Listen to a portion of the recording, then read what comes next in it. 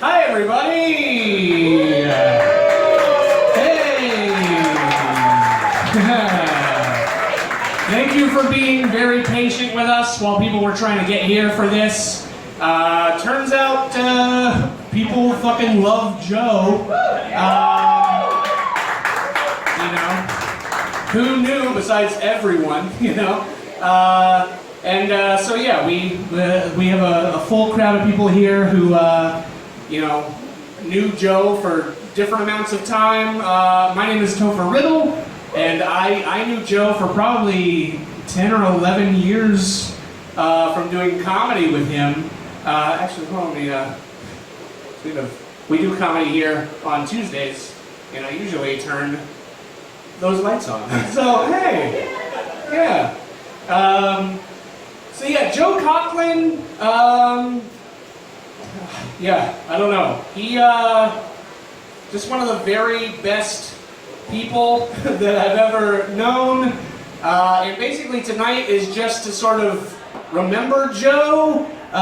Anybody that wants to get up here and tell some stories are going to have the opportunity to do that. Or just, share your thoughts on Joe.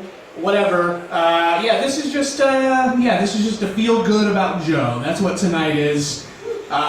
In tribute of our friend who's no longer with us, at least not physically, but he'll never be gone because we have these pictures. And these pictures that people sent me a bunch of photos. There's like 150 of these that people sent me. And I spent the last 3 days looking through pictures and photos of Joe, and especially the videos, and just remembering just how fucking funny Joe is. Joe's probably, I used to tell people that I think Joe is probably the best comedian in Colombia, because no one worked harder than Joe did to write new material every week. It was annoying. It was he would show up to open mics having written a new 5 minutes, and I tried to do that when I first started for the first few weeks, and then I was like, this is exhausting. I can't do this. But he continued to do it, and because he's just a comedy machine, and would just come out with fantastic jokes every single week. This is. Yeah. Well, stop it, Joe. Not right now, buddy. Thank you. We're trying to remember you. Fuck off.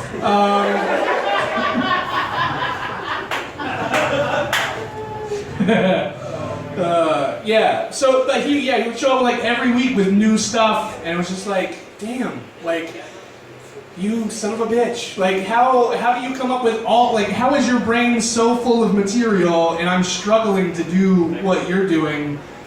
In fact, on my computer at home, the computer I use to edit video, if I don't do anything for a while, I've set it up so that my screensaver pops up and it just says, get back to work, because I have a tendency to sort of drift off and maybe start watching TV or doing something else. The last few days working on these videos and these photos, it has felt it feels like Joe. Whenever the screensaver has come on the last few days, I've been oh yeah, you're right, Joe. Okay. I should get back to work. I feel like it's Joe being I would have come up with so much more by now. Joe's one of the very best people that I've ever known, and I'm going to tell you a couple of things that I remember about Joe. The most recent one was probably when we did this show at Curiosity Coffee a few months ago, where Tyler Wood came down and hosted a show where we all had to eat hot sauce and perform. And Joe, I lived with Joe for a little while, and he had hot sauce in his house that would kill normal men. It was nothing to him. And he went up first on this hot sauce challenge show that we did. And each one was dabbed with just like a little bit of like hot sauce. And Joe ate it, and of course it was nothing to him. So then the host came up to me, who was going up next, and was like, hey, it didn't seem to affect Joe. So when you go up, I'm gonna pull out the hot sauce that's like 10 times hotter. And I was like, no, don't judge based on Joe. Like that's not fair to me or anyone else that has to do that. Yeah, so that was so yeah, Joe, because he could take hot sauce like a champ, then made my evening terrible. So yeah, so that was Joe. It was on a chicken nugget that had been sitting out for half an hour. We went to Nashville together. I don't know if you know this. Joe and I went into Nashville and helped participate in the breaking of a Guinness World Record. So yeah, me, Joe, and like 100 other comedians around the country participated in this like 10-day long stand-up show that never stopped. It was one comedian right after the other for 10 days.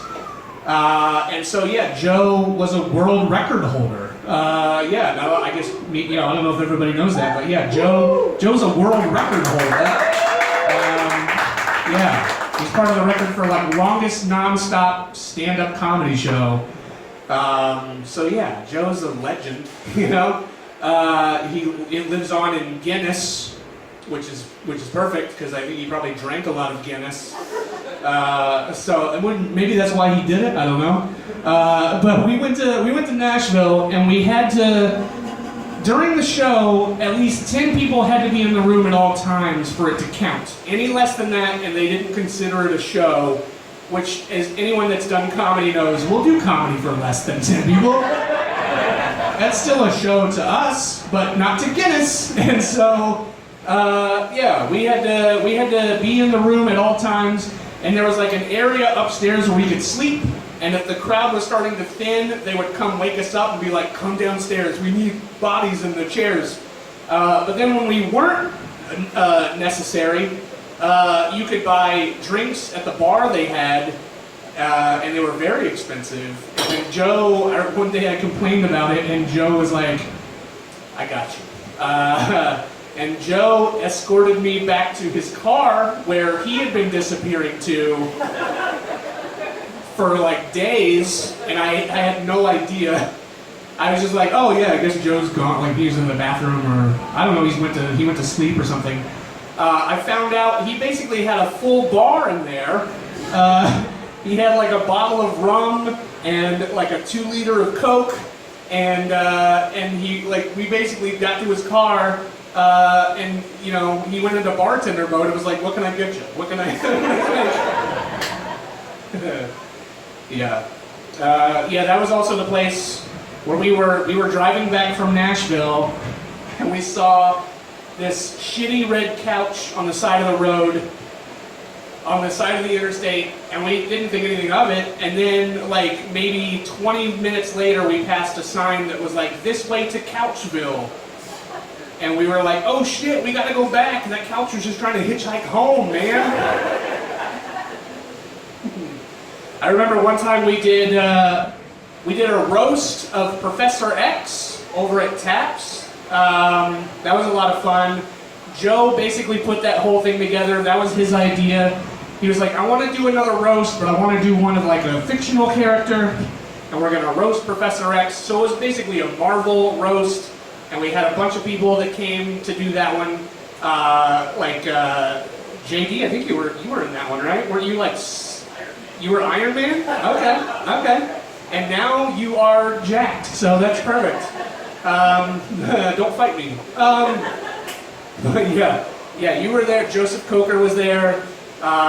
Quentin was there. Like, there's like a lot of people. Yeah, and Joe had like a Magneto mask made, like this fantastic Magneto mask, and he wanted me to help him work out a bit where at the beginning of the show he was gonna like point to a chair, like a metal folding chair, and I was supposed to have it on like a thing of fishing line to pull it so that it made it look like he was using his magnet powers to throw it across the room. And we practiced it once before the show, and it went well. And then during the show, we attached like a new thing of fishing line to it.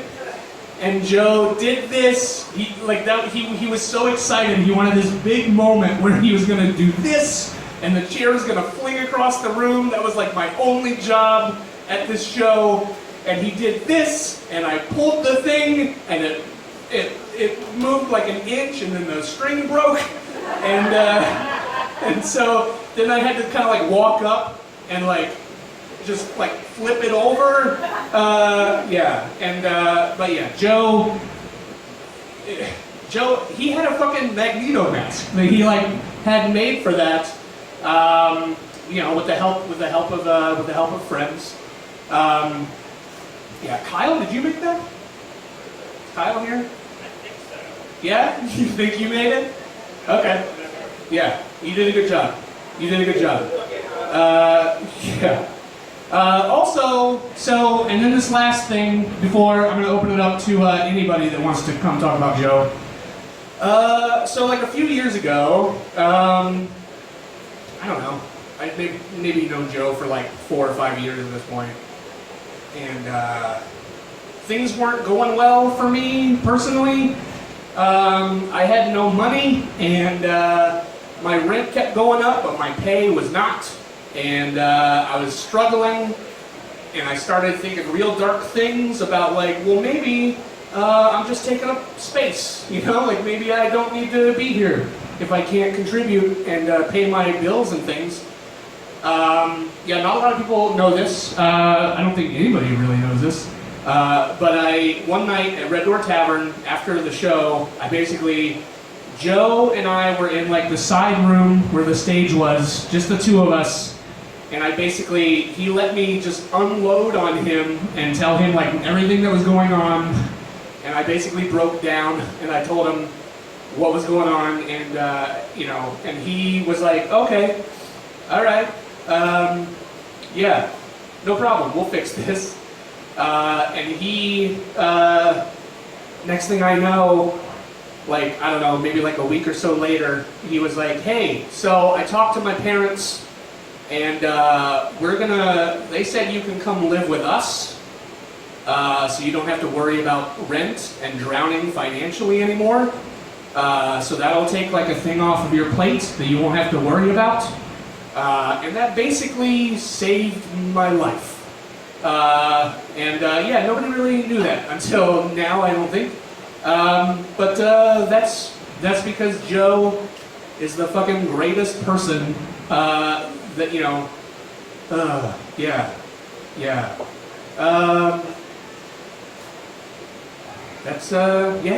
That's pretty much what I got about Joe that I wanted to tell everybody, was that Joe saved my life.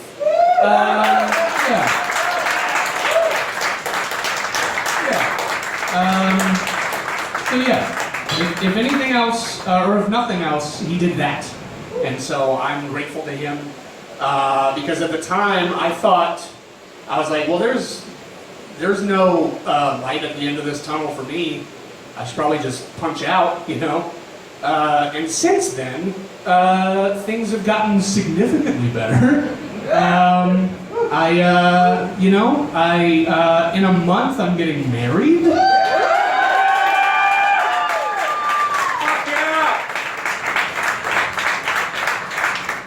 Some of you are invited. I kind of do, I have thought about making like a cardboard cutout of Joe to have at the wedding, so that he's there in spirit at least. Or we'll just get some flickering fucking lights, and it'll be like he's there.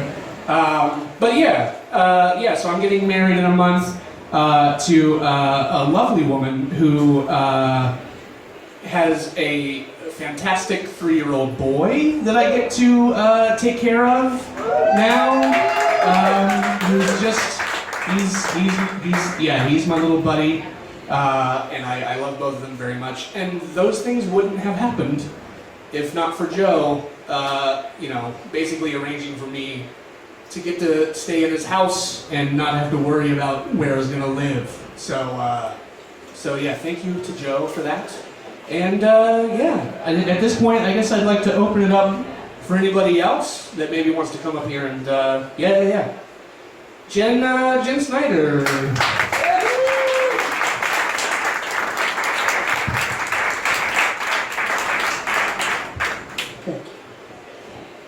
Hello, how are y'all?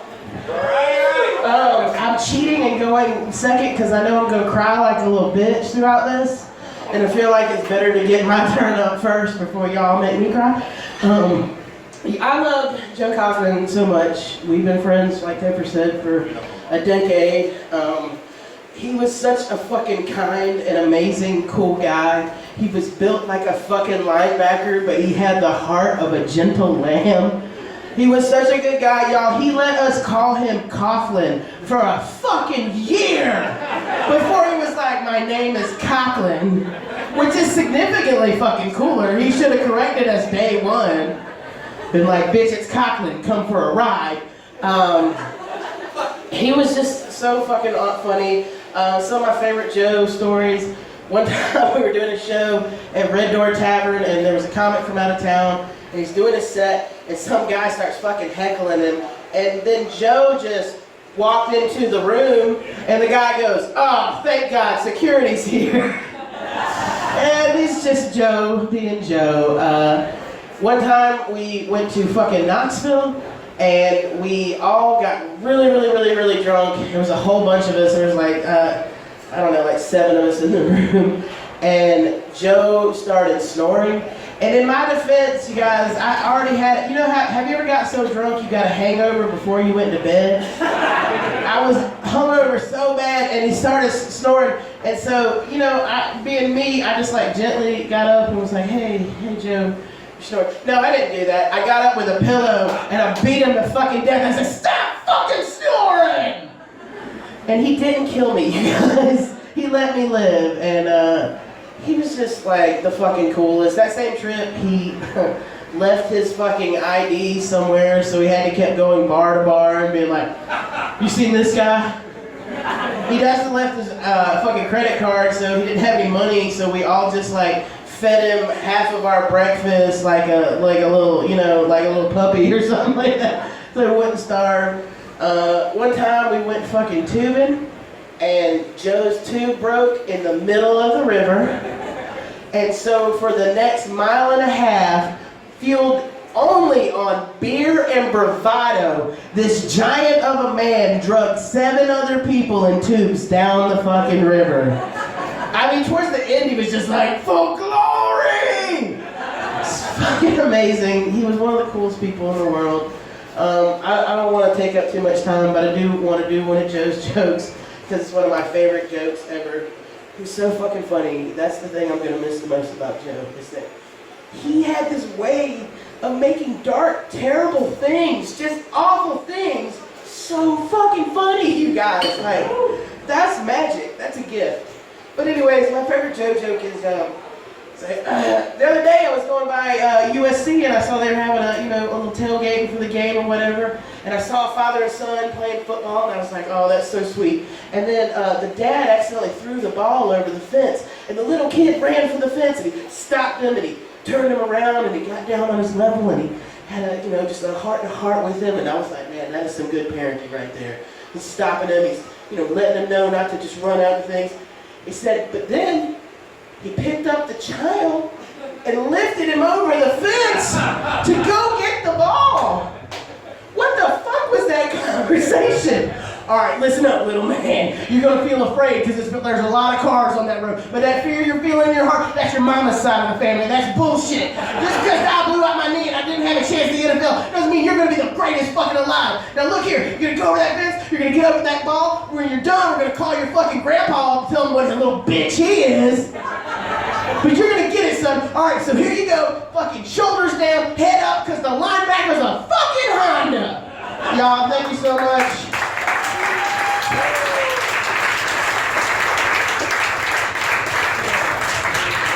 That reminds me of a joke that I would like to do. By the way, if anybody knows any of those and wants to share them tonight, you're welcome to do those too. Yeah, the one that I really liked that just popped in my head was the one where Joe was like, "Did you know that we had the technology for the microwave before the nuclear bomb?" It's true, look it up. That means someone was like watching their hot dog heat up in the microwave, just like, and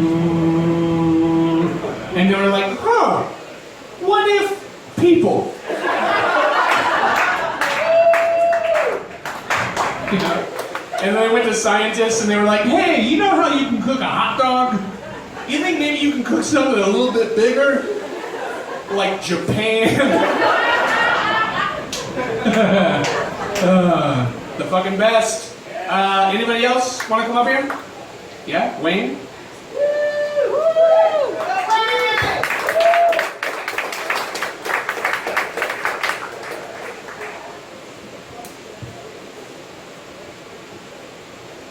All right, how we doing? I'm alive. Joe would want me to make sure I look good for the live. He was the sweetest about that. You guys, thank you all for being here tonight. Give a round of applause to yourselves. Yeah. We love Joe, we miss him, it's fucking nuts. Topher was right. It was infuriating how much good material he came with every week, and it was always new. You know, the kind of person that he was like a good classic comedian. Like, he took everything bad that happened in his life and made a fucking insanely good joke about it. I was so pissed. I would be like, if I went into the fucking psych ward for weeks on end, I would not tell any of you motherfuckers, alright?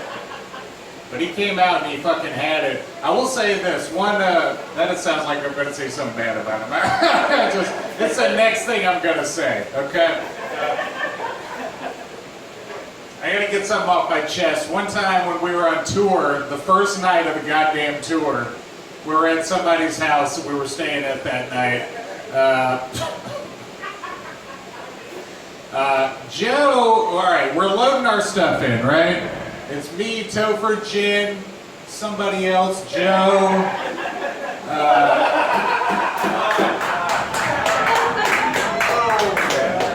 My memory is failing me at this point.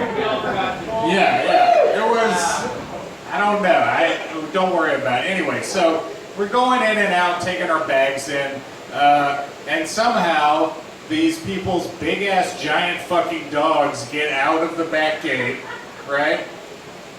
So it's our first night traveling. We've been riding all day. We're in Tennessee, bumfuck, terrible place, right? I'm sorry, Matt Laborde, you're the best. It was scary that night, though, because we had to go out into the streets looking for two giant dogs. Topher steps out of the van, breaks his ankle, basically. Is it still healed? No, I don't think so, right? You have no idea what Topher goes through getting up on this stage for you people, alright? So we had that to deal with. No one ever knew who, left the gate open for the dogs. My whole deal is, they're your fucking dogs. Why don't you make sure that they're secured before we open the back door? Don't worry about it, though. That's not a big deal. So Joe always blamed himself for leaving the gate open because he was just the nicest dude. Like, if anybody needed to take blame for something and nobody was fessing up, he would just say that he did it probably, just to, have it be over with. I just want to say, I think it might have been me who left the gate open.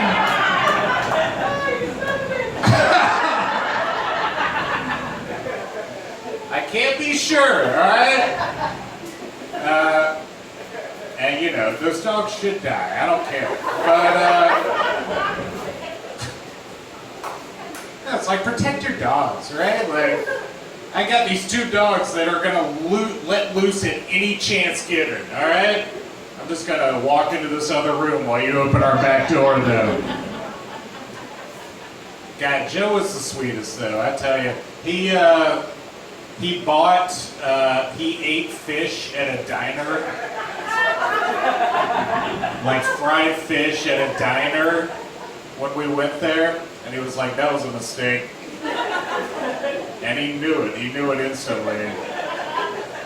And goddamn if he didn't learn from that mistake and never eat fucking fish at a diner in the mainland again, you know? Just so sweet, like, you know, you don't have stories about Joe where he like fucked up and did something that hurt somebody, you know? He's just always the best and nicest. I do remember that night when he left his both ID and credit card somewhere. Different places, I think, probably, you know. Like, I think Joe just walked into a bar and was like, "Here, just take this, thank you." And then he went to another bar and he didn't have that thing anymore, so he gave him another card out of his wallet.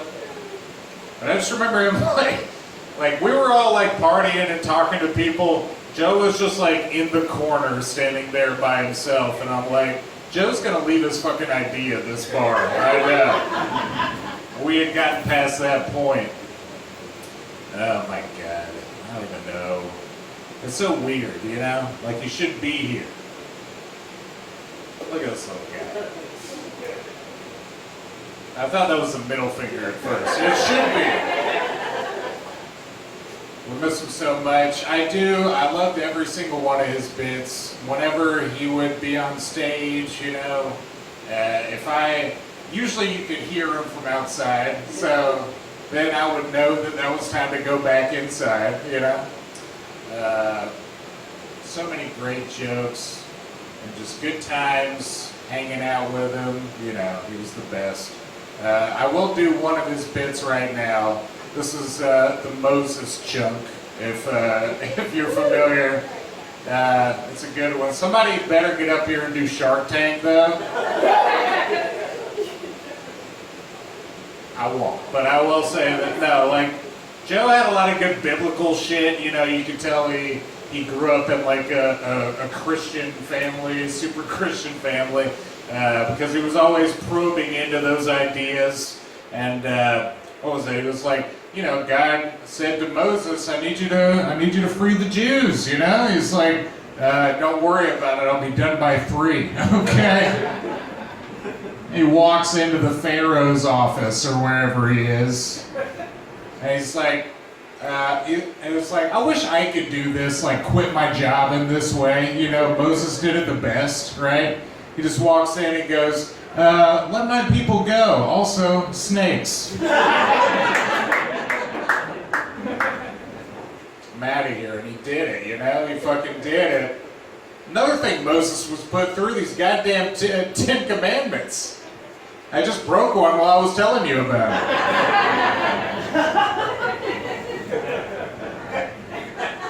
I love it. You know, the God brings Moses up the mountain, you know, and he's sitting there, and he's like, oh yeah, take down my 10 commandments, please. Okay, number 1. I am the one God of all gods. No one should worship any other God. Or I guess it begins with the. I'm the worst at remembering jokes. I'm so sorry. I am the one God. No one should worship any other God. No one should worship any God in place of me. No one should have any other false idols as gods. And Moses is like, you know, I'm chiseling this, right?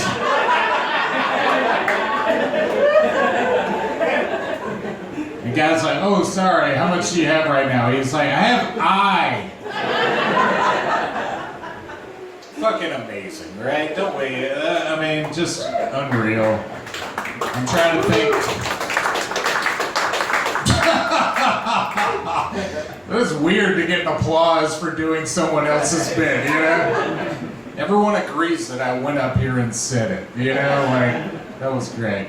I'm trying to, most of my memories with Joe will involve alcohol, so, you know, they may have been washed away with the rains of time, but I will say this, when we were at the same house where we let the dog. By the way, we found the dogs. Everyone's okay. Poor Joe. He blamed himself for that for the rest of his life. It was so sad. I'm sorry. But really, like, I don't care about those dogs. All right, so here we go. So we were at. It was like after a show on that tour. John or somebody and Jen had went to sleep. Jen went to go sleep with some random man in a room, and none of us had a good feeling about him. And but anyway, no. So me, Topher, and Joe basically stayed up. I stayed up the rest of the night. They apparently went to bed because I blacked out hard that night, super hard. Okay. And if we need to get some video of that it was from the video that we made of the tour. But yeah, do it right now if you don't mind. But we all just like downed. We finished like almost a half handle of whiskey, you know, and we're just not making out, but having some fun. You won't see any making out on the video, all right? That's all I'll say. But it was just such a great night, and Jesus Christ. We love you, Joe. Let's give it up for Joe fucking Coughlin. He's my sweet little Joby. He was the best. Thank y'all, Wayne Cousins. Y'all have a good one.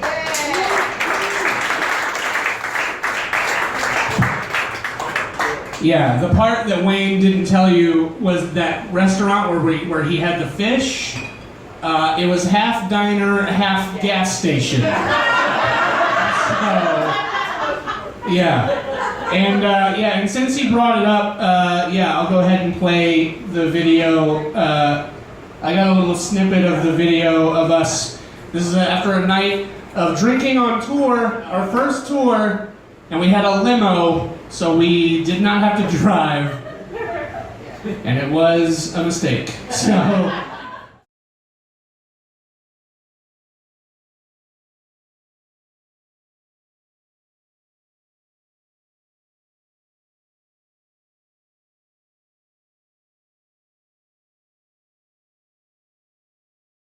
These are the times of our lives. Yeah, that's why I'm filming it all. All right, we gotta get out here and walk. Hold on, I'll get it. I will take both things. I will earn my way. Wait, are we anywhere near where we're going? No, actually. What are you doing? Okay. Oh, Joe. Shut up. Joe. No, don't play. Koozies everywhere. Oh, yeah, it's my fault. This I wouldn't walk on the road. I'd walk on the grass. And that changes the fact that we have Joe as our traveling companion. Everybody's gonna be sick. That's cute. That is happy for the entire fucking trip. Hold on. This is not against you. I would like to let the owner of this camera know that he is currently just holding a camera to this and not helping at all. You should be unhappy about that. By the way, this is not a moving tripod. This is Topher Riddle holding this camera. I get all muddy now. This is bad. This is how horror movies start. I'm glad you're watching. I'm gonna get killed by Jason Freddy Devil, bitch. Asshole. All right, here we go. Watch it. Okay, here we go. Ah, shit, Trenton. Don't get into the... God, our limo driver is a real pro to like watch us walk like the last 50 yards to the house. Watch 1,000 people walk to their death. Oh! Oh God! Oh God!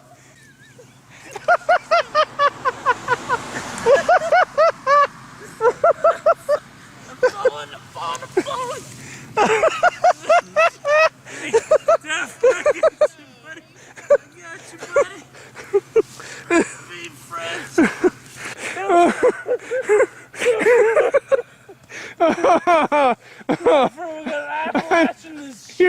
Here's the thing. I feel like in the morning I'll know better whether or not my ankle is broken. Shit. Just climb up the fucking mountain.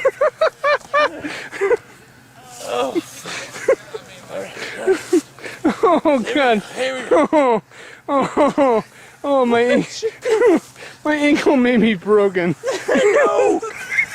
Because I'm saving someone's life, you fucking asshole. Because my ankle may be broken. You know what? Whoever's life you saved deserved to die. Shut up, Okay.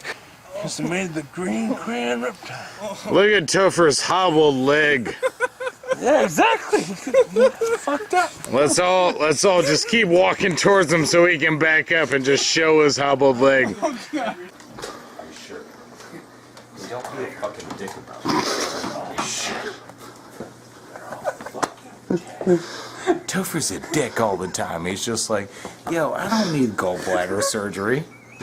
But turns out, what does Topher need? 1, 2, 3, gallbladder surgery. It's like, Topher, go and get you some gallbladder surgery.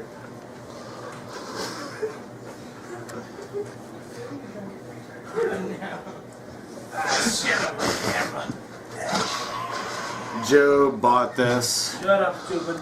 And we're gonna do everything we can to make sure Joe doesn't remember he bought this, okay? Because this is ours now. Joe. There's no beer. We should have got some beer. Why didn't we get beer? We're back. How are you?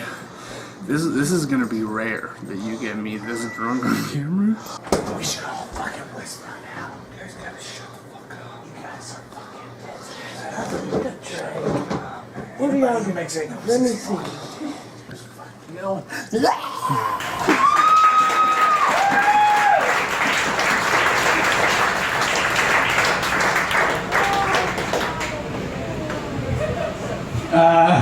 Yeah, that happened. Anybody else want to come up and talk about Joe? Oh, okay, yeah. Coming up here, Kaz, everybody.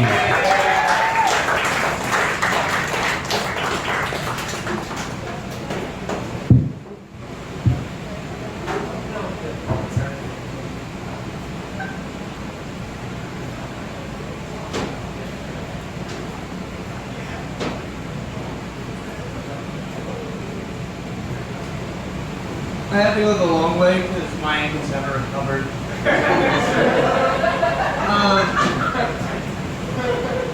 I don't have quite as many Joe stories as a lot of folks, but I have two that really mean a lot to me. When I first moved to the Carolinas, Joe was the very first person to invite me to do anything. To invite me to a show, to invite me to a mic, to invite me to anything. I've been showing up anyway. But he was the first person to look at me and go, hey, you should come hang out. And that was really, really meaningful to me. Because not a lot of comedians do that. A lot of us sit at our tables with our heads down and either look at our notes or our depression or whatever is more pertinent at the moment. And we do our own thing until it's our turn, and we stand outside or somewhere else until the mic is over. Joe invited people to things. He welcomed people into things.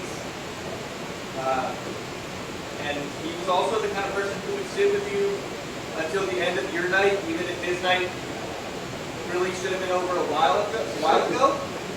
So I have a lot of gratitude for that, for sure. Because when I first got here and I was a lot younger and still trying to figure everything out, being invited somewhere was really, really cool. He's just the biggest sweetheart. Also, on one of the very first shows I ever did, Joe did the big, funniest thing I've ever seen, and I will never forget it. He accidentally walked on stage with a beer in each hand, and so he was not prepared to accept the mic. And instead of panicking or putting the beers down, he stood by the beers and made the person person who was hosting the show put the mic back in the stand.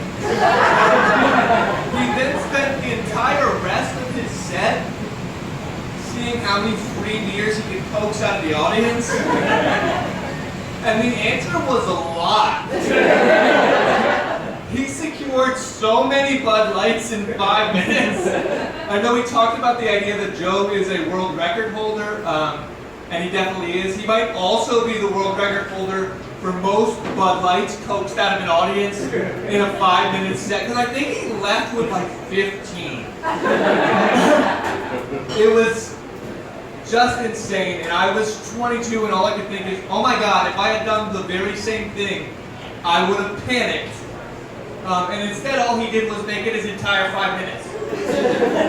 It was the funniest thing I've ever seen anybody do on the spot. That they were doing intentionally. You know, sometimes you see people do things on the spot that are not funny intentionally. Joe was funny on purpose. And so many stand-up comedians can't say that.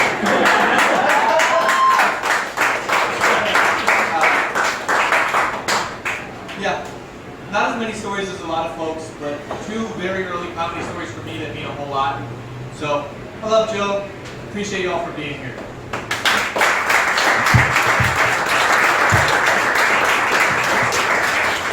Let's pass Sortino, everybody. That's right. Anybody else have anything you want to share about Joe?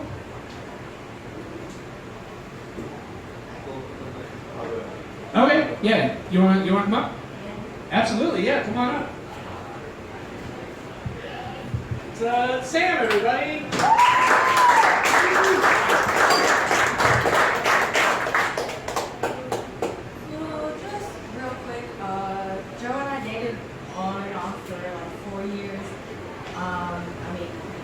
Really was just the biggest, sweetest person ever. He adopted a river otter in my name for me. It's still one of the best gifts I've ever gotten. And he just did it. Like, I didn't ask for it, I didn't prompt it, anything. He just did it. He would send me flowers. I mean, just, you know, he was just like that. He was just always so sweet. I can't remember a lot of his jokes very well. I haven't been to the shows in several years. But if you've ever heard the one where he broke into someone's house and their dad came into the room, he definitely did that. I broke a window pane out of my bedroom window one year with a cell phone. It's another story. But he knew that it was broken and would just push through with cardboard and clean up the window. So he would open it and then obviously made a lot of noise climbing through the window so that my dad came in. And I got a phone call, Samantha, you need to come home. Joe is in your room right now. So I don't have the actual joke, but he really did break into my room. Woo! So, but I love Joe. I will always love Joe. I mean, everybody in here, you know, we all have stories and love for Joe. You know, no matter what happened, it's always going to be good.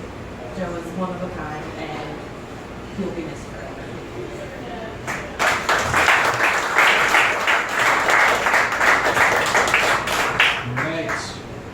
Anybody else? You wanna? Gregory Hardy, everybody. All right, thank you. Good evening, beautiful people. Yes, we are all here, dearly beloved. We are gathered here today to celebrate Joe Coughlin. So first of all, a round of applause for Topher and everyone for putting this together. And nowadays, when you look at the sign-up sheet at the art bar, there'll be 20 or 30 names, but all of this started from this core group of people, Jen and Topher and Wayne and some guy who got run over by a truck, I think. And but so just you got to remember and honor that. You know, anytime you come out for this stuff, these are the people who started it. I started the New Brooklyn Tavern open nights in January 2019, and that's nothing new. Oh, come on. And I never got better. But like 2 or 3 weeks into going on these Monday nights, you know what the back parking lot of New Brooklyn Tavern is. It's just a mess back there. It's just cars parked any which way, and it's pitch dark. And so I'm walking past this pickup truck, and I notice that it has the windows rolled down, and there's just this big guy, like with his eyes closed, sitting there. I'm like, what the hell? Do I need to call 911 or the police or something like that? Oh wait, that's that big guy who tells jokes about the psych ward. Okay, I think he's okay, fine. And so that was my first impression of him there. It's amazing.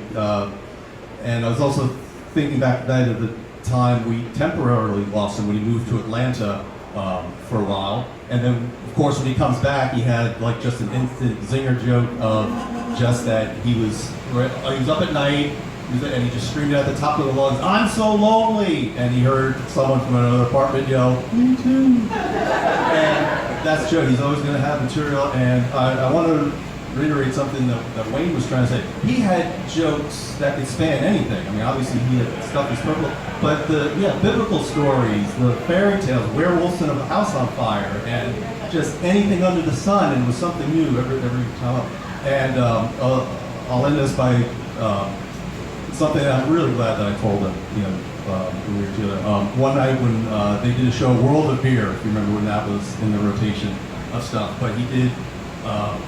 Thing. I've heard him do it, a whole bunch of dozen times, but it just gets into the heart of, it's a joke about how he's explaining comedy is like a cupcake that you're giving to someone as a present. What if I jumped out of the bushes and just, here, have a cupcake? And you're like, oh, this is pretty good.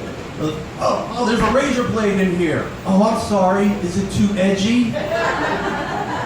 And I told him, I said, Joe, that is the combination best written and best performed joke in town. Yeah, I mean, everyone has their best written before. I mean, Green Boots for Jen, the Klonopin ad for Wayne, Topher has a girl with bees on the floor, something like that. She'll tell you that one.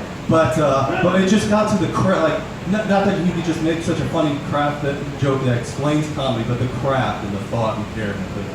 So, we're going to miss you, big guy. I love you, and never forget. All right, thank you. And now on with the show.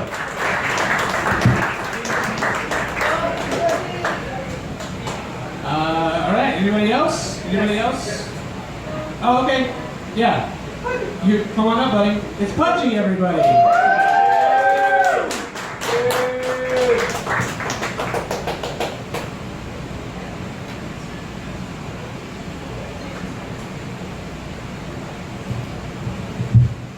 What's up, y'all? Special shout out to Joe, man. I'm not even gonna say Joe. I always call him Joseph. Whenever I walk up, hi, Joseph. I think you holding up the wrong finger on that poster. Just knowing from what I know, man. It's good to see all y'all here, man. Joe's one of my special friends, man, because I knew he was a real friend. You know what I'm saying? Yes, he would get mad like everybody else when I rode with him, but didn't bring my handicap sticker. But he got over it. You know what I'm saying? He was really that supportive friend. I knew he was a really good friend because when I go out with most of my friends, once we get there, they walk off. And that's how I always measure my friends. Joe would slow down, wait for me to catch up, speed up, and slow down, wait for me to catch up. It was like our favorite game. I mean, seriously. It was great. It was awesome, man. Man, I'm gonna be real with you. I just want to say I love you, Joe, man. This messing me up, y'all. I love y'all. Thank you. Pudgy, everybody. Ellen, you want to come up? Ellen, everybody.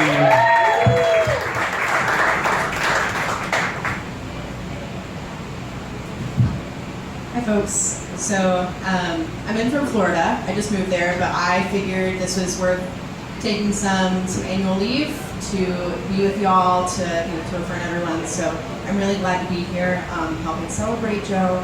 I just wanted to share a story, kind of like Kaz. I don't really have a lot of stories. I recently, about a year ago, I got into the comedy scene in Columbia, and at the time, I didn't really know how to make friends in the comedy scene. I was really awkward, still am. But I remember Kaz texted me and he's like, hey, do you want to come? I think it was like to Patrick's house or something. I just went to the address that was given to me. Didn't ask any questions. I play real safe around here. But I went to the kickback and I felt like a cool kid. I was chubbed, man. I was so ready. And so we get there, bring your own seat, and and it ended up being me, Kaz, Topher, Patrick, Wayne, and Joe. And I'm sitting here and I'm like, cool. I'm a cool kid. And so all I remember from that night, because I was high, was Wayne gave me the recliner because it was like the two recliners, like Meemaw and Pawpaw, right? Kind of lined up and all that. Wayne gave up his recliners. I was sitting next to Joe. You know, Patrick, Wayne, and Topher were fucking around. And it was a very chaotic night. Wayne lost his vape in the recliner that I was sitting in, so that was a whole panic.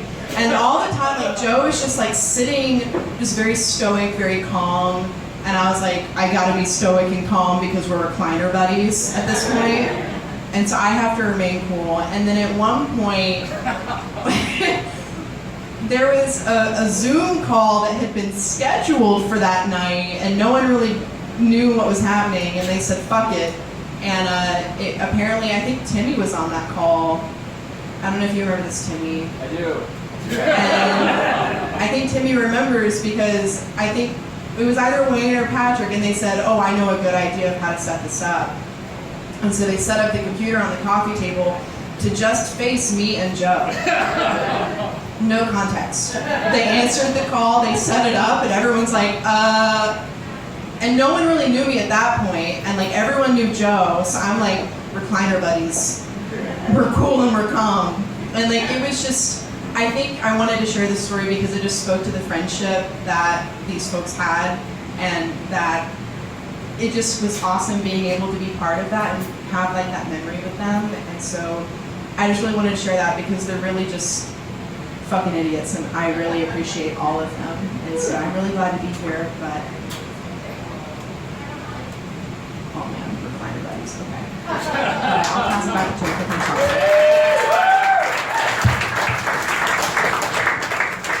Hello, everybody. Think about some stuff that you maybe want to share. I'm going to play another Joe video really quick. All right, sir, take a look around. Welcome to Morocco, by the way. I think you're going to really like living here. Yeah, it's going to be great. So as your insurance agent, I just want to go over the stuff you need to know about living in your new house here in Morocco. Okay. I got you down for all the usual stuff that you're going to want covered for your house. Fire, got you down for fire, basic fire. Flood, I got you down for the Jason Bourne insurance. I got you down for theft. Hang on. What was that last one? That was theft. I said theft. No, you said a man's name. What was that? Yeah. What was the name? It was Jason Bourne. Jason Bourne? Yeah. Do you not watch? You don't watch news? Okay. So recently in this area we've had a high count of Jason Bourne incidents, and so you're going to want to get your whole house covered for that in case he comes in here and basically just screws everything up. I've seen this. You're reminding me now. I've seen this. I'm not like a super spy or anything. I'm not going to need this. Yeah. So here's the thing. So like right down the street, like a week ago, there was another guy, not a super spy, just like you. Jason Bourne and another dude came crashing through the window, and then he fought that guy. Jason Bourne fought that guy to death. So you're gonna want to get covered in case something like that happens. I'll take the basics. That's insane. The basics. Yeah, just all right. Really need all. Well, it's just I know you haven't moved everything in yet, right? But I imagine you're gonna have things. I will have things. You're gonna move stuff. Things in. Okay. Here's the thing you gotta know about Jason Bourne. Everything's a weapon. So this bookshelf it's empty. Right. Can you read? I don't know. I don't want to. There's no books on it. Yes, I can read. I haven't moved the books in. I can Okay, read. so you're planning on having books. I'm gonna have a lot of books. Okay, so that's a problem because like every book that you have will be a weapon for him. What? Well, yeah, it happened. Watch the news, okay? Like one time, he like beat a guy with a book, like real bad. All right, well, fuck it. I won't have books. I won't read books. I got magazines. I'll read magazines. I'll be fine. Oh, so magazines. Here's the thing. So one time he like tied a guy up and put magazines in like a toaster. Yeah. And he turned on the gas and the magazine caught on fire and it blew up the house with that guy in it and that guy's like super dead. So, yeah, he exploded with the house and that could happen here. Like. All right. You don't want to skip on this. I mean, everything can't be a weapon. Everything can be a weapon. I've got my phone. I'm not gonna insure my phone. He's gonna strangle somebody with a cord in here. No, it's cordless. Okay. It's cordless. Okay. Here's the thing. If Jason Bourne wants to kill you with a cordless phone, dude's gonna find a way to do it. So I'm not insuring everything in my house. That's ridiculous. All right. you should though. No, I have a lamp. What's gonna happen with the lamp? The lamp? You mean that hammer that lights up? I have a collection of pint glasses. What's gonna happen with the collection of pint glasses? Oh, pint glasses? You mean a knife that hasn't happened yet? This is ridiculous. No, you're gonna want to have everything covered in here. Like what? Well, what's in this box? What's in this box? This is a box of grenades. Is that why it says grenade? Yeah, it says grenade. Yeah. Well, that's fine. Okay. Yeah. That's good. As far as I know, he's never used. He doesn't do grenades. Like the box, maybe. The grenades inside, you're fine. Okay. Yeah, that makes sense. So you're gonna want to get covered for all of this stuff. Okay. Also, do you take showers or? Yes, I fucking take showers. All right. Calm down. Do you have towels? I use towels after Alright, the so shower. we're gonna need to take a look at your closet and count every towel. The rate's gonna go way up. So let's go.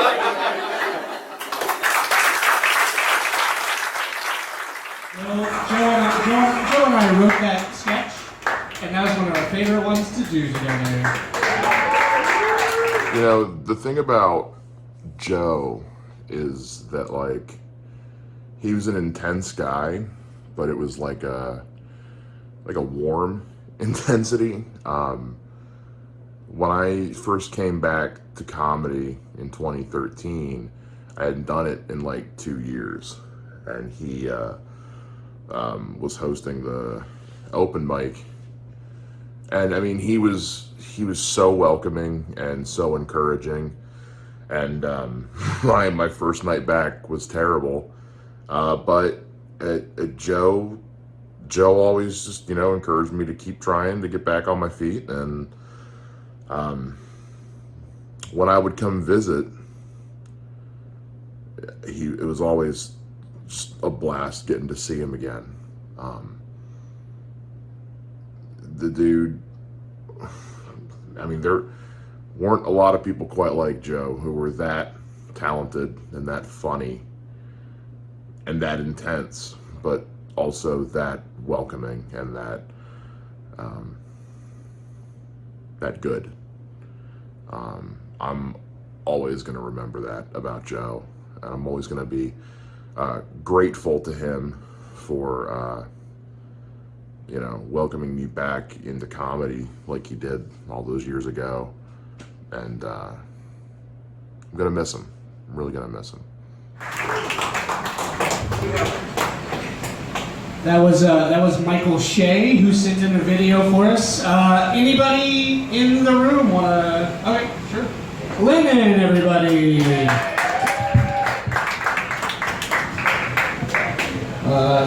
Hey guys, how's it going? Okay, cool. I'm in for Anthony. I don't know. This feels so fucking weird. It feels weird to be vulnerable on stage right now.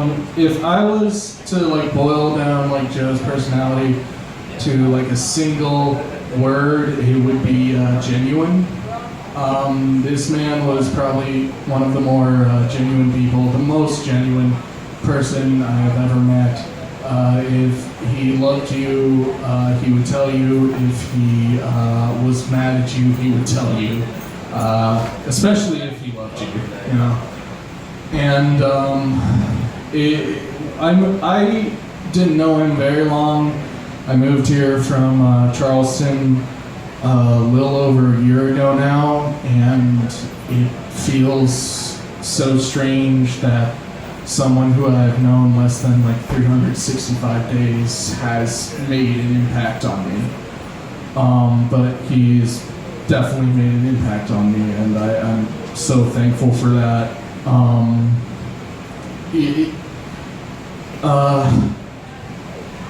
It's like this is the shortest sentence ever, and the fucking exclamation point, the punctuation at the end fucking sucks for me. But I'm really happy to have read that sentence, if that makes sense, you know. Thank you. Someone said, yeah, I appreciate that. To end it, I guess I'll tell my favorite Joe joke. Joe was an alcoholic, and he was like, one time I was on a date with a lady, and she said she was a chocoholic. And I was like, what? That's so offensive to me. As an alcoholic, I would suck dick for a shot of vodka. And she's saying, oh, what? So you're belittling my thing? And he's like, no, I'm saying I have chocolate. And thank you so much. Lynn, everybody. Phil, you want to come up? Phil, everybody.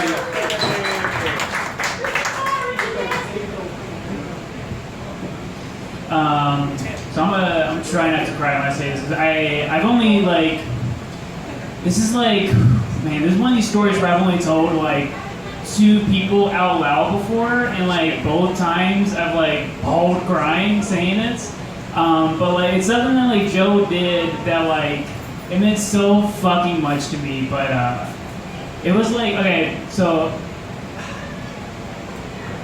about 8 years ago or something like that, I was on some comedy showcase, and he happened to be one of the comedians on there. And like before the show, we had a little meeting, and they were like, "Hey, we're not really getting that much for the show. Are some of y'all cool with just getting like a bar tab?" And as me being like a 19-year-old, I was like, "Yeah, I'm cool with that." Okay. And then the show happened or whatever, and after the show, Joe came up to me and said like, "Hey man, I think that's bullshit that you didn't get paid," and he gave me half of what he made that night. Oh, another beer with it. It meant like the monetary amount meant nothing. It meant shit. No. But it was just like, it was so fucking cool of him to do that, you know? Like, that was awesome. These are the 3 stories that are for me. But you might find them funny. I found them really funny. One thing that Joe and I related on a lot, or had in common at least, was our interest in rap music. And I think like a common skill that like hip hop heads have, and it's so weird, but it's just to pull like a known rap lyric out of your ass and just apply it to a random situation. And like in the Eminem song Rap God, he has this bar where he says, "I got a laptop in my back pocket." Some bullshit Eminem thing like that. And one time Joe saw a guy with an iPad mini in his jeans back pocket, and he said, "I got a laptop in my back pocket." And man, it fucking killed me so hard. It was fire. It was, he did the bar better than Eminem, is what I'm saying. He always said that he wanted to get into rap as well, and he wanted to do a song with the Buster Cups. And we never did one, unfortunately. We don't write a lot in general, but he said if he were to do one with us, it would be called Straight Out of the Asylum. So I just wanted to share you that joke of his that I loved. Yeah. And then, okay, yeah, I got one more thing that it sticks out to me. It might be a joke, but so one morning, it was like a Saturday morning. It was like back when I first started comedy, 12 years old. Saturday morning, I remember waking up to a phone call from, Wayne was talking about somebody else earlier tonight, and he was like, hey, like, the mayor's doing a show or some bullshit. I forgot who it was. It was like, he was somewhere in the political scope of things, and he was like, he's doing a private party, and it was like in that building that's near the Girl Scout building, near the McDonald's. This all sounds made up, but this is real. This is 100% true. And I went, and it was literally just me, him, and it was Joe on the show. And they didn't have a mic stand. They only had like a podium. And so like, we were just doing jokes from like a podium, and like we all were bombing really hard. Like it was really bad. But I remember Joe had this one joke, and we were both kind of looking at each other, laughing as we were bombing. But he was looking around at the decor, and he was like, "Man, like this is like a political event." And he's like, "Man, these lights look very like Japanesey, you know?" That was so fucking funny. I don't know. Go sleep on it. I'll tell it again next week. But that was the coolest thing to say ever at a political event. Like that, I don't know what he was running for, but he definitely didn't win after Joe went up.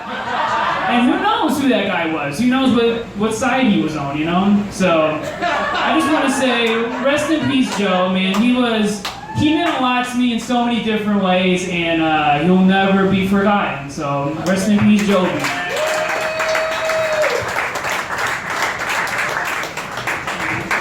Phil Carter, everybody. Anybody else? Anybody want to come up and share?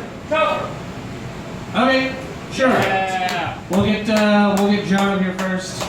Give it for John Scarino over here. Come on up.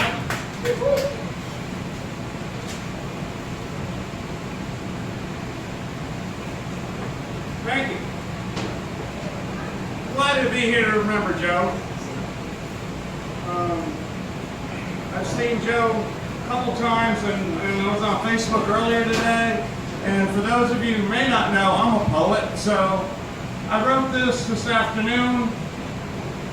And there is a live branch missing from our tree.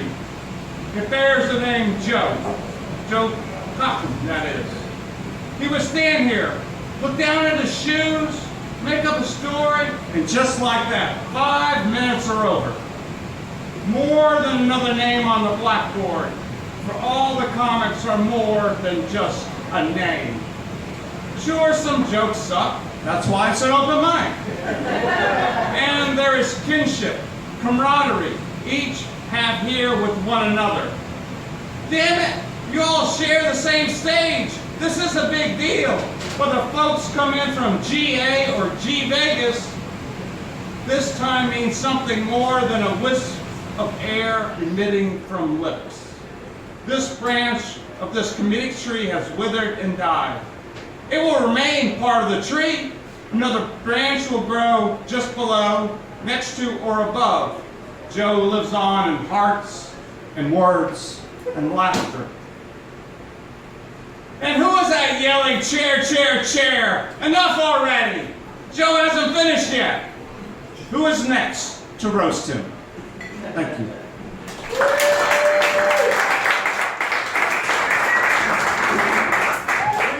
Next up, let's get Ryan Easterbrooks up here.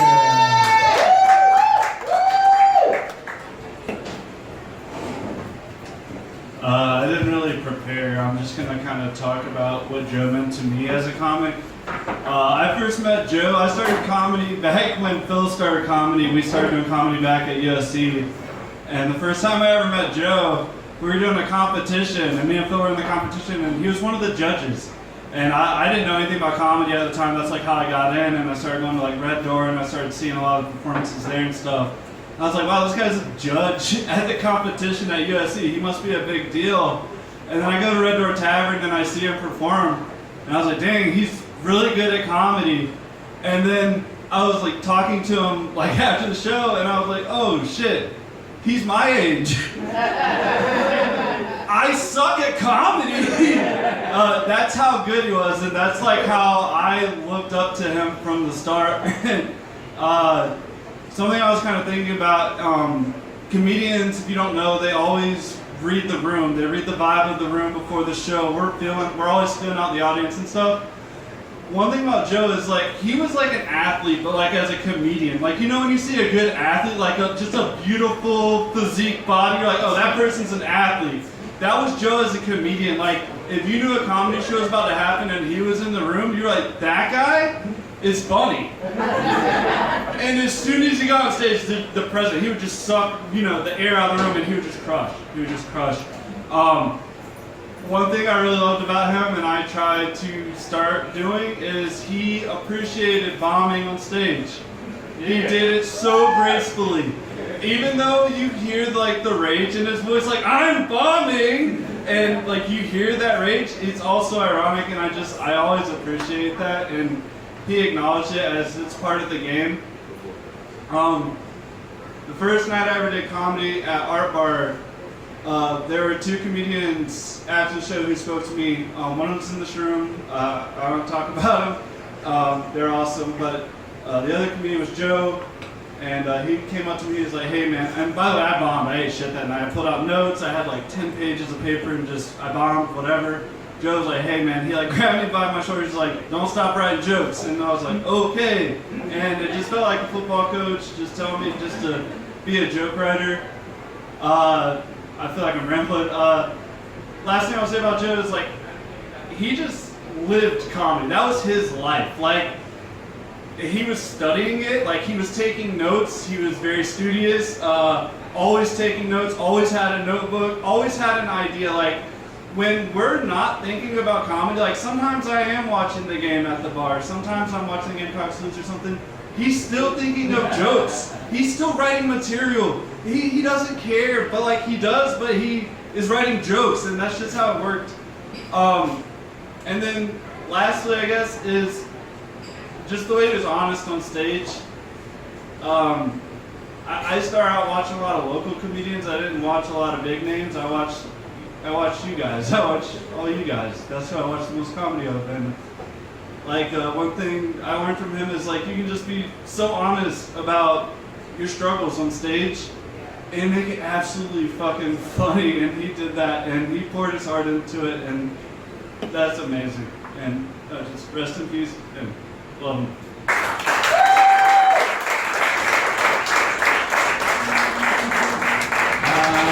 And now please welcome Ray. Ray to the stage,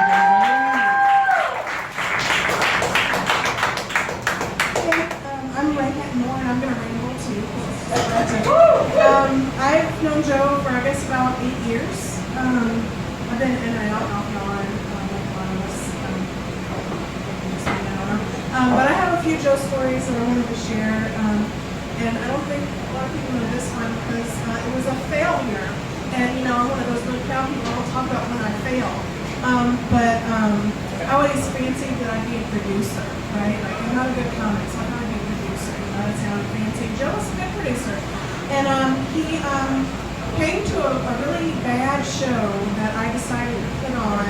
That was going to be, I called it the half and half, and it was going to be in a coffee shop that I don't think exists anymore. And it was like early in the day. I only met this lady once. I go in, there's like nobody there. The only 3 people that show up were like my friends who were there, who had no idea what was happening.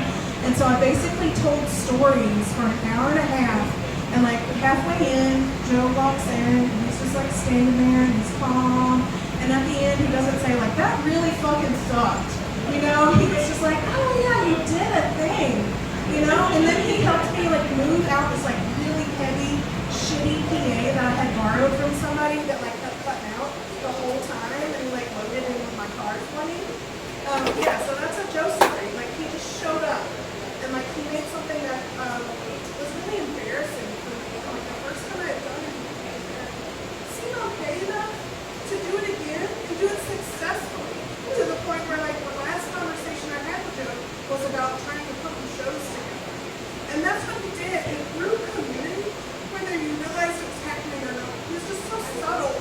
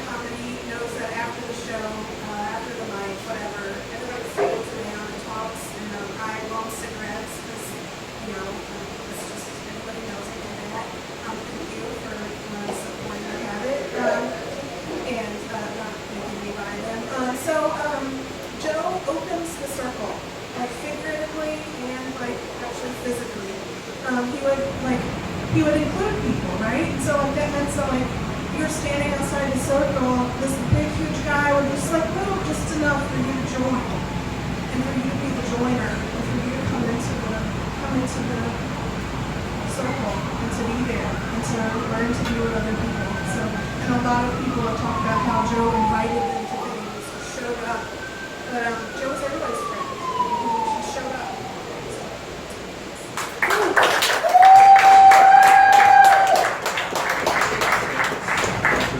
Okay, next I'm going to play another video message that was sent in. Okay, so this is kind of weird doing this over video, but I was not able to make it in person, and Joe is very important to me, so I wanted to share a couple things. Obviously, we're here to celebrate the life of someone who is the funniest person any of us knew, whether you saw him on stage or were lucky enough to talk to him off stage. At one point, I sent him a letter with a felt spider in it, and he sent it back to me and said, "Your beasts are no match for me, witch." And the spider was ripped in half. So that's a fun thing I get to keep now. So there's that. Joe injected comedy no matter where he was at.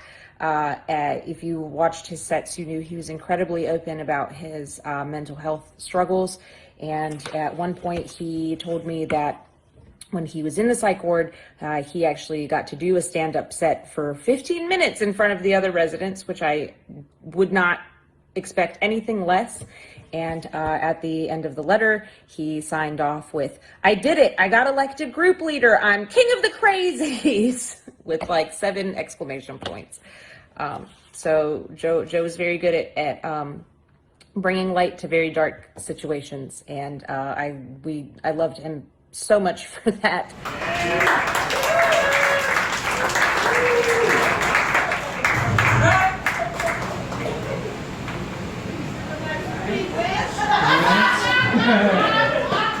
Anybody else want to come out and share something about Joe?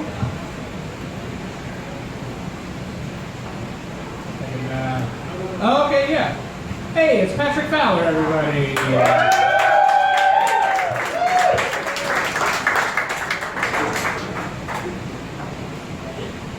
New cables. Oh, thanks, Joe.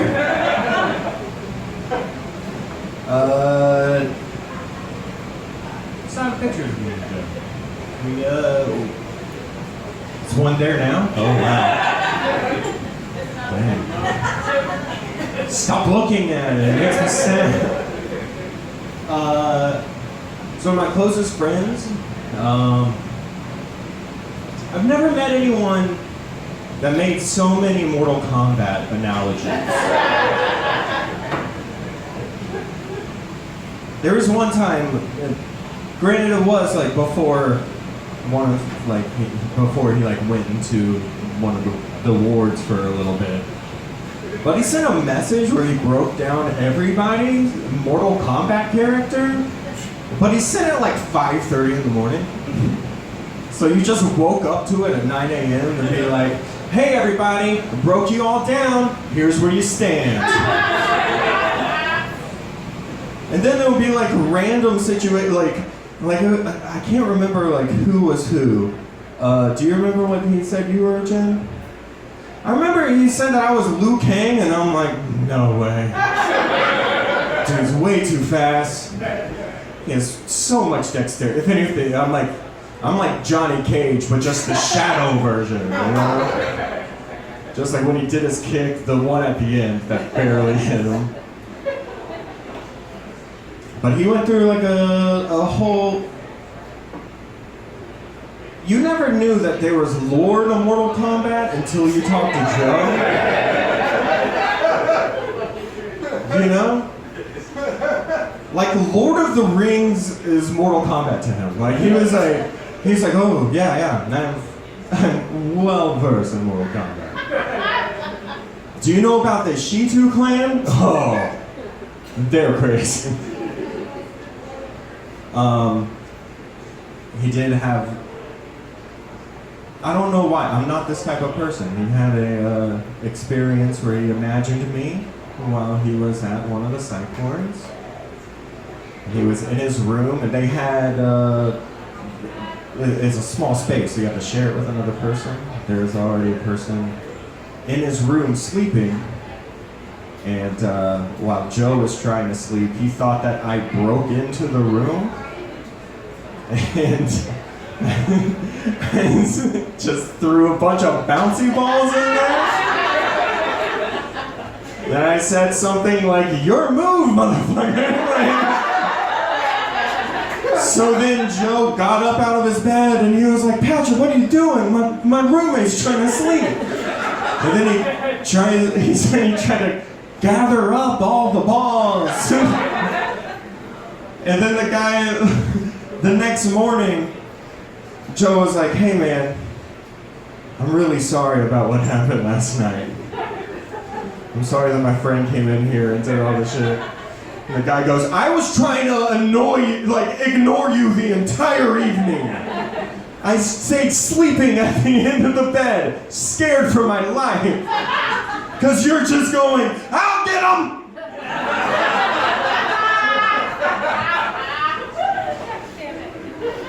Crazy man. Woo! He used to have this joke where he said that he wished he was a rock star because he always wanted to stage dive. Then he said, I think, quote unquote, "Are you guys ready to catch me? Could you all not only catch a sofa, but lift?" And then I had to break to Joe, sofas are only like 150 pounds. Unless there was a very big mattress in that sofa, it would be way more of an intense scene. I love that guy though. There are times he would be dark, but I love that about him. People, I think, don't appreciate how great he is at improvised music. No one can forget the great hit, "On! Deux, trois!" So good. I was thinking about performing our sketch, A Hole in a Box, just by myself today, but I couldn't figure out how to write it. But I will end on this. I don't know if anyone's mentioned it. Has anyone talked about the Coughlin thing? Yes. I think that is everything that Joe is. From the moment that we met him, he let all of his closest friends call him Joe Coughlin for close to 8 months. It was really long. We accidentally found out that it was Coughlin. It was like 4 hours after a show, we were all drinking, and then he finally decided to drop that bomb. By the way, guys, it's Coughlin. I've headlined 16 shows with you guys, but it's pronounced this. That's all I got, guys. I love Joe with all my heart. And, give it up for Topher Road. That's Patrick, everybody. All right. Anybody else want to come up here and talk about Joe? Share some stories. Share some thoughts. If not, I'll play another video. All right. Next coming up is our first comedian from the Soda City stand-up troupe. It is Joe Coughlin, and he has opened up for Dave Stone and Ben Comberg. Woo! All right. I can't see shit. Also, I just ran out of booze before I came up here, so if anybody wants to give me some booze while I'm just rambling along, that'd be great. I'd like that. Thank you very much. These aren't notes. This is a letter from my mother. It's a motivational thing. It says, go for it. Holy shit, there's a drink there. When the fuck did that happen? All right, I'm happy now. I don't care anymore. This is gonna be a great show. Hey Columbia family, it's your pal Jared here. I wish I were there celebrating Joe with everybody tonight, but since I can't be there, I just wanted to share a quick memory about Joe of my own and some quick thoughts about what Joe meant to me. Back in 2016, when I first started coming around the Columbia comedy scene, I was too nervous to actually try stand-up. I'd been writing, I knew I liked comedy, but the idea of eating shit on stage was just too much for me to bear. So I was just lurking in the back of open mics and Tomorrow Quest shows and was just too nervous to actually go up on stage myself. Well, I was at a Tomorrow Quest show and there was a game show segment and Joe was the host of that segment. And I got called up on stage to participate and I was really nervous and I was just thinking to myself, don't do anything stupid, don't call attention to yourself, just get through this. Well, I go up on stage, I'm really nervous and I get a question wrong. And I knew it was an easy question because people in the crowd started murmuring amongst themselves and I was like, ah, shit, I kind of embarrassed myself on that one. I should have gotten that right. And when I got the question wrong, Joe looked at me and he looks back to the audience and then he looks back to me and he just goes, like right in my face and sent me off. So I left the stage with my tail between my legs and was like, oh, this worst case scenario happened. That's a bummer. That's really embarrassing. And I got to thinking about it after that and was like, all right, well, that was a pretty embarrassing thing by my standards. But we got through it okay. Maybe we can give stand-up a try. And so a few weeks later, I tried stand-up and I've been doing it ever since. And that's all thanks to that one moment with Joe where he was 2 feet away from my face going to kick me off the stage. It was pretty funny. So I credit Joe with finally, quitting being a little bitch and giving stand-up a go. Once I got into comedy, I just really started to appreciate what we all did about Joe with how hilarious he was, but especially how prolific he was. He was coming out every single week to these open mics with new killer material, which is just so hard to do. I mean, usually you get a minute or two, like you hold on to that. That's time. And Joe was just so prolific. He was just doing that so regularly. He made it look easy, which it's not. It's just how he made it look because he was so talented and worked so hard. And that ability to be hilarious wasn't a coincidence. Joe knew what he wanted and he put the work in and he spent the time writing and perfecting performing.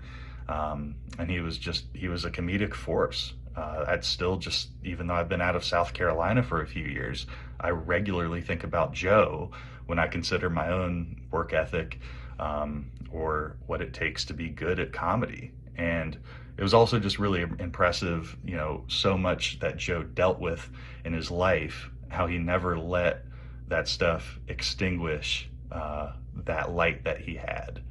He still shared it with everyone. He was really just one of a kind as a comic and also as a person with how giving he was.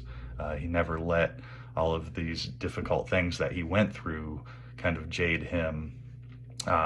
He was just always so giving. I mean, he was my last day in South Carolina helping me load my moving truck because I'd given him some rides recently.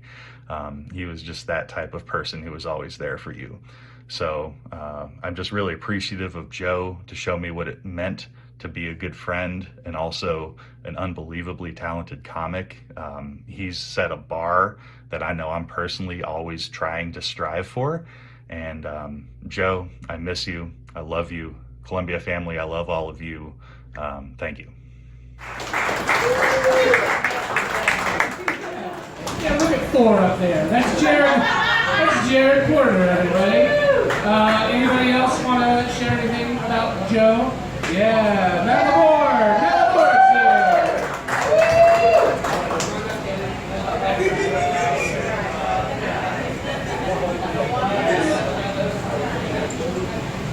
this off because talking about it makes it feel too real. But you're lucky if you meet a handful of people in your life that are like Joe. He was just so consistently real. There were no half measures. I don't think I ever made small talk with him once. Every conversation was about real shit. He must have been like 20 or 21 when I first met him. And I think it was in Red Door. I remember there was a pinball machine, and I hadn't done comedy in a while. And he legitimately workshop material for like 20 minutes before a set, and it did make it better. It was less funny before I showed it to him. And I mean, whether it was at a show or at a party, he just always showed up as himself, 100%, no stop, which is pure Joe Coughlin. I always gave the best hugs too. Like, you didn't need to go to the chiropractor for a week after they gave you a hug. It was just, if it didn't pop your back, it would pop your heart.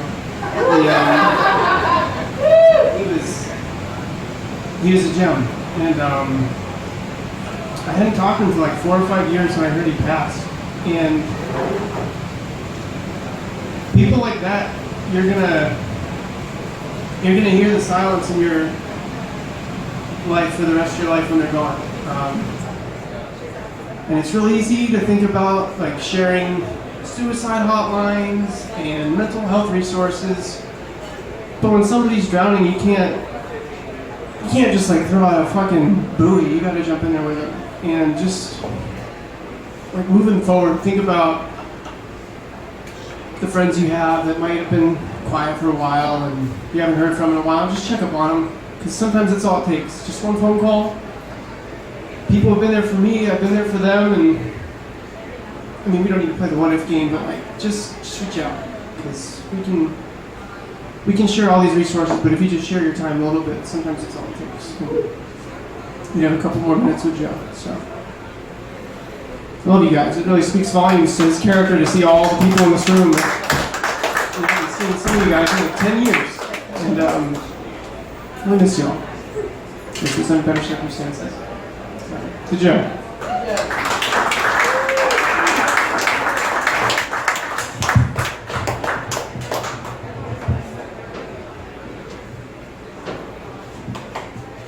Matt Labor. Anybody else? Anybody want to come share something about Joe? Okay. All right. Then yeah, I think we'll probably wrap this thing up. Thank you so much for joining us. Yeah, we'll wrap this up. You know, if you want to talk about Joe and you just weren't comfortable coming up here on a stage, I get that. We're probably going to keep hanging out for the rest of the night and have some drinks and keep talking about Joe. So if you want to do that and you know, continue to talk Joe stuff with us for the rest of the night, that's what tonight is for. It's Joe's night. So yeah, we'll wrap this up and we'll hang out as a family that's been brought here together through the love of Joe Coughlin. So yeah, thank you so much, everybody. Yeah, we'll see you. We'll see you. You know, hopefully under better circumstances, and it won't be as long before we all get together again. But it's good to see everybody, and yeah, let's hang out. Let's talk about Joe, and just remember our friend. So yeah, absolutely.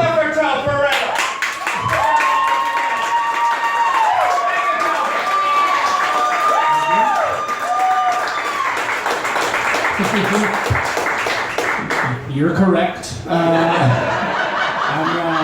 fantastic. But no, thank you very much. And yeah, let's hang out and let's have more fun talking about Joe and remembering our friend. Thanks, everybody.